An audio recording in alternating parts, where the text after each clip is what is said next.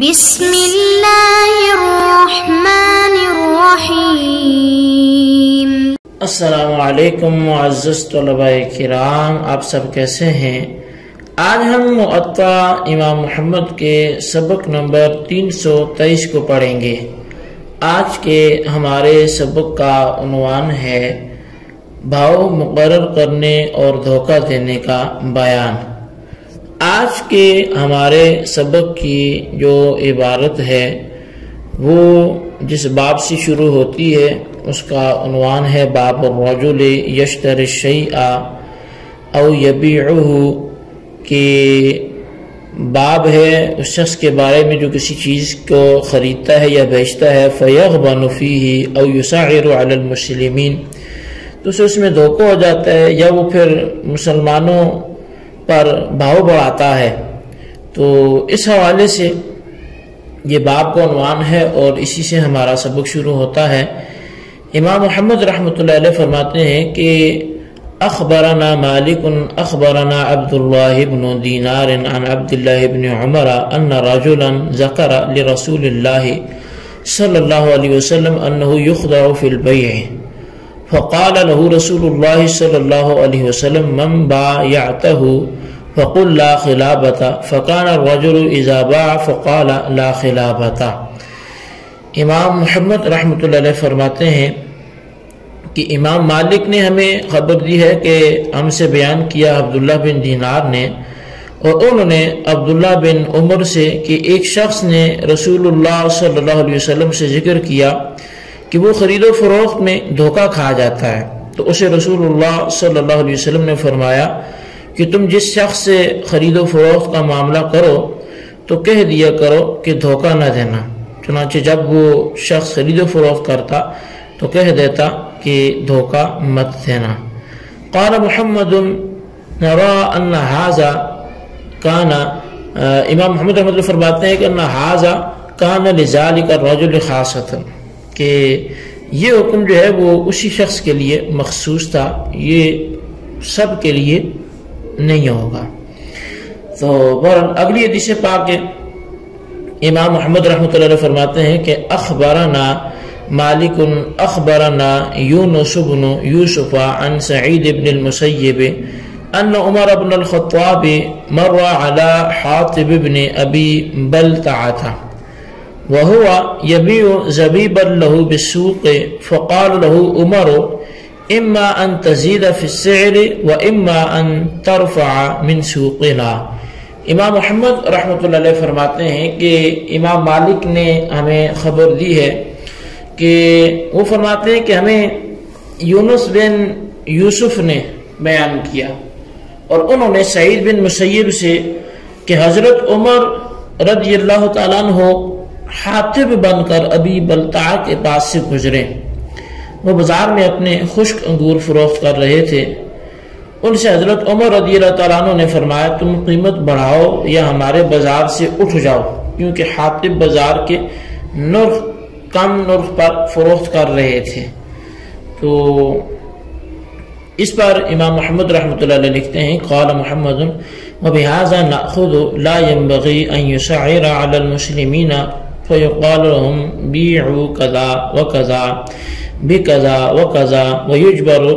ويجبروا على ذلك وهو قول ابي حنیفہ والعامة من فقهائنا رحمهم الله تعالی۔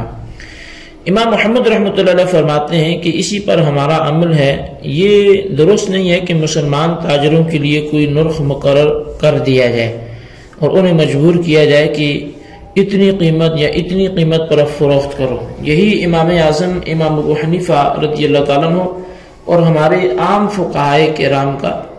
قول ہے۔ تو بہرحال اس باب میں امام محمد رحمۃ اللہ علیہ نے دو آثار جو ہیں وہ نقل کیے ہیں جن کی الگ الگ تفصیل جو ہے وہ ذکر کی جاتی ہے۔ تو پہلا جو اثر تھا اس میں حبان بن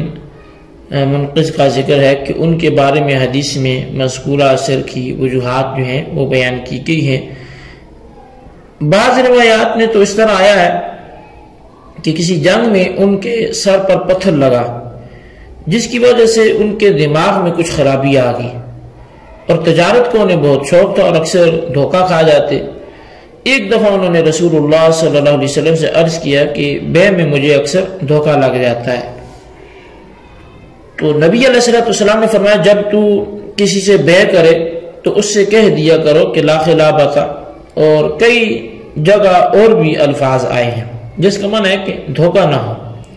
اب اس میں اختلاف ہے کہ وہ حبان بن منقذ کے لیے یہ حکم خاص تھا یا دوسروں کے لیے بھی ہے، یعنی عام ہے، یعنی اگر کوئی بے کرنے کے بعد لا خلابۃ کہہ لیتا ہے تو کیا اس کے لیے خیار فسخ ہو جاتا ہے کہ نہیں؟ تو اس میں کچھ اختلاف ہے۔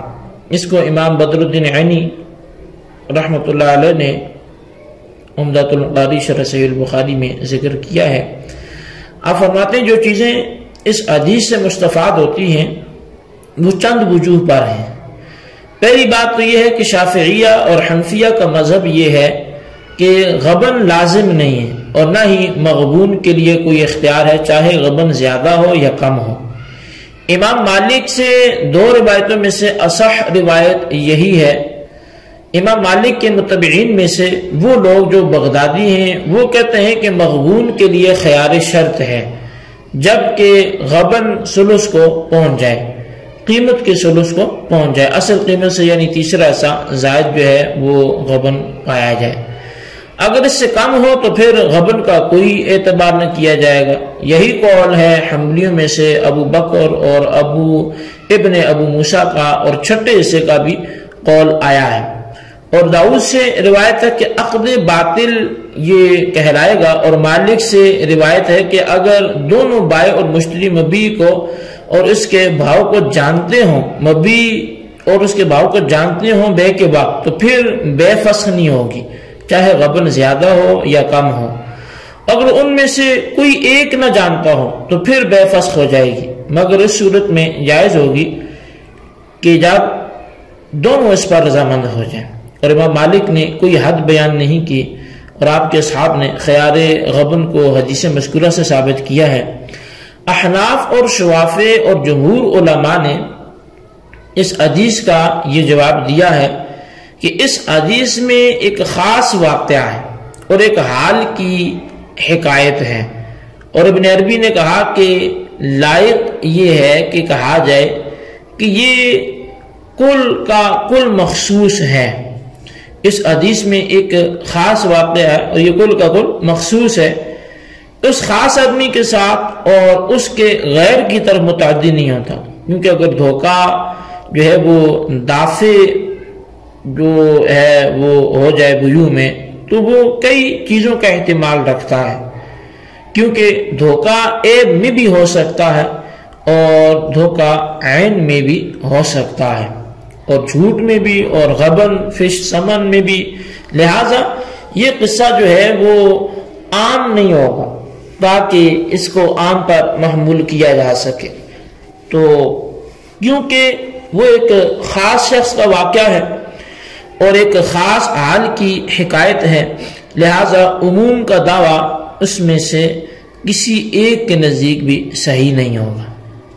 تو معزز طلباء کرام، اس مذکورہ کلام کا خلاصہ یہ ہوا کہ حبان بن منقذ کا اس واقعے کو عموم پر محمول نہیں کیا جائے گا، بلکہ یہ اسی کے ساتھ خاص ہوگا، یعنی انہی کے ساتھ خاص ہوگا، کیونکہ رسول اللہ صلی اللہ علیہ وسلم نے ان کے لیے خصوصی رعایت یہ فرما دی کہ جس کی وجہ سے وہ جب بھی کسی سے بے کرتے تو لا خلابۃ کہہ لیتے، تو صحابہ کرام اس کی رعایت کرتے، لیکن اب کسی کے لیے یہ رعایت حاصل نہیں ہے کہ وہ بے کرتے وقت لا خلابۃ کے الفاظ کہے اور اسے بے کرنے کے بعد پھر خیار فسخ حاصل ہو جائے۔ یہ مذہب صرف احناف کا ہی ہے، شوافع بھی احناف کے ساتھ ہیں اور امام مالک سے بھی صحیح روایت اسی کے مطابق ہے۔ تو بہرحال یہ پہلا جو اثر تھا ہمارے آج کے سبق کا، اس میں جو بات تھی وہ آپ کے سامنے اس کے ضمن میں یہ گفتگو رکھی گئی۔ جبکہ دوسرا اثر جو ہمارے اس باب میں بیان کیا گیا، تو حضرت عمر فاروق اعظم رضی اللہ تعالیٰ عنہ نے حاتم بن بلتعہ کو جو بازار میں منقع فروخت کرتے تھے فرمایا کہ یا بہاؤ کو زیادہ کرو یا ہمارے بازار سے اٹھ جاؤ۔ اس اصل کے تحت امام محمد رحمۃ اللہ علیہ فرماتے ہیں کہ اسی کے ساتھ ہمارا عمل ہے کہ کسی کو حق حاصل نہیں ہے کہ وہ مسلمانوں پر بھاؤ مقرر کرے، اور یہی ہمارا اور امام اعظم امام ابو حنیفہ کا مسلک ہے۔ قابل وضاحت بات یہ ہے کہ عصر ثانی کے درمیان اور امام محمد کے قول کے درمیان کوئی تعلق معلوم ہی نہیں ہوتا، کیونکہ عصر میں بھاؤ مقرر کرنے کا کوئی ذکر نہیں کیا گیا، اور ترجمۃ الباب میں بھی وہی عنوان باندھا گیا جس کا امام محمد نے ذکر کیا۔ تو اگر غور سے دیکھا جائے تو عصر اور امام محمد کے قول میں تعلق ہے، مگر گہری نظر کرنے کے بعد وہ ظاہر ہوتا ہے، اور وہ یہ کہ حاطب بن ابو بلتعہ رضی اللہ تعالیٰ عنہ جو کہ جلیل القدر صحابی ہونے کے ساتھ ساتھ بدری بھی ہیں، ان کا جو فعل ہے اس عصر کے سیاق و سباق سے معلوم ہوتا ہے کہ انہوں نے بازار کے بھاؤ کے خلاف ایک الگ بھاؤ مقرر کیا ہوا تھا، جس کے دو احتمال ہیں۔ ایک تو وہ جو متن میں موجود ہے کہ وہ کم بھاؤ پر بازار میں چیزیں فروخت کرتے، کہ جس بھاؤ پر بازار والے فروخت نہ کرتے تھے، اور دوسرا یہ کہ ان تزیدہ میں لام جو ہے یہ مقدر ہے، جس کا معنی ہوا کہ انہوں نے بازار سے الگ ایسا بھاؤ مقرر کیا ہوا تھا کہ وہ اشیاء کو گراں قیمت پر فروخت کرتے۔ تو آپ نے فرمایا کہ تو بھاؤ کو زیادہ مقرر نہ کر ورنہ ہمارے بازار سے اٹھ کر چلا جا۔ تو خلاصہ کلام یہ ہوا کہ بھاؤ کا طے کرنا یہ بائع اور مشتری پر موقوف ہے، یعنی قیمت کا جو ہے بھاؤ سے مراد وہ جو قیمت ہے، تو اس کا طے کرنا وہ بائع اور مشتری پر موقوف ہے۔ اگر کسی کو کوئی حق جو ہے وہ ان کے علاوہ نہیں ہے کہ وہ کسی کو بھاؤ مقرر کرنے پر مجبور کرے، اور یہی اس اثر کا مفہوم ہے جو امام محمد نے ذکر کیا، اور اس کے بعد فرمایا کہ یہی امام اعظم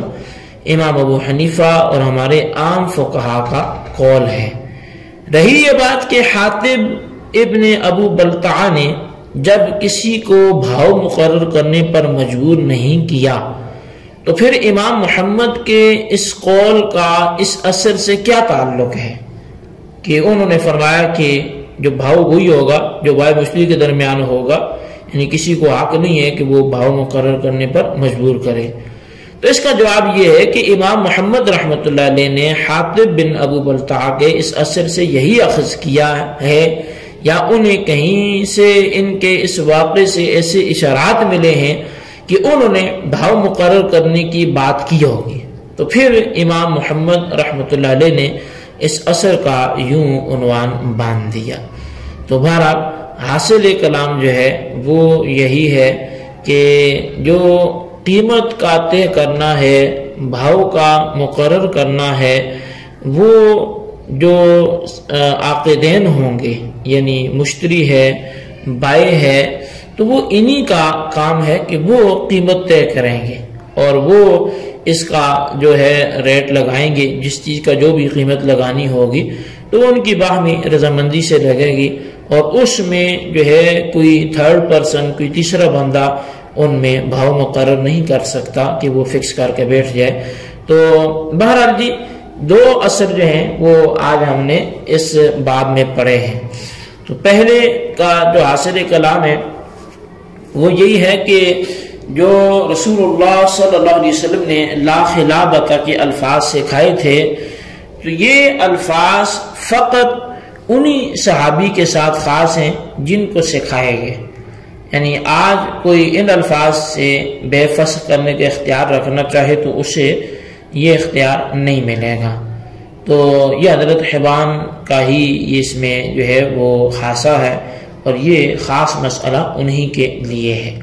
اور دوسرے نمبر پر جو دوسرا اثر ہے تو اس میں جو حضرت حاطب بن ابو بلتعہ ہیں، تو یہ انہی کا جو ہے اس کے حوالے سے جو بازار میں منعقد فروخت کر رہے تھے، تو اس میں بھی جو حاصل کلام وہ یہ ہے کہ عاقدین جو قیمت طے کریں گے تو وہی ہوگی، باؤ کوئی کسی اور کو مقرر کرنے کی شرعاً اجازت نہیں ہوگی۔ بہرحال یہ ہمارا آج کا سبق تھا، اس کو آپ اچھی طرح سمجھیں، اس کے خلاصے کو اپنے رجسٹر پر لکھیں۔ اللہ تعالیٰ سے دعا کرتے ہیں جو ہم نے پڑھا سنوں سے یاد رکھنے کی توفیق نصیب فرمائے، آمین بجاہ النبی الامین صلی اللہ علیہ وسلم۔